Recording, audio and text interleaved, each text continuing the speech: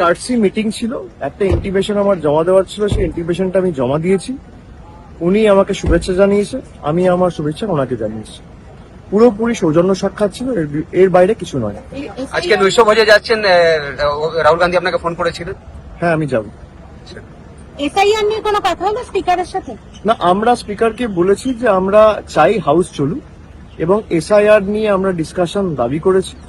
আমাদের এমপিরা গত 3 দিন ধরে, ইনফ্যাক্ট 4-5 দিন হয়ে গেল, 3 দিনের বেশি হয়ে গেছে, কন্টিনিউয়াস অ্যাডজার্নমেন্ট মোশন দিয়েছে, আলোচনা চেয়েছে। কেন্দ্রীয় সরকার অ্যালাউ করছে না। স্পিকারকে বলেছি আপনি দরকার হলে সরকারের সাথে কথা বলে এসআই নিয়ে আলোচনা দিন।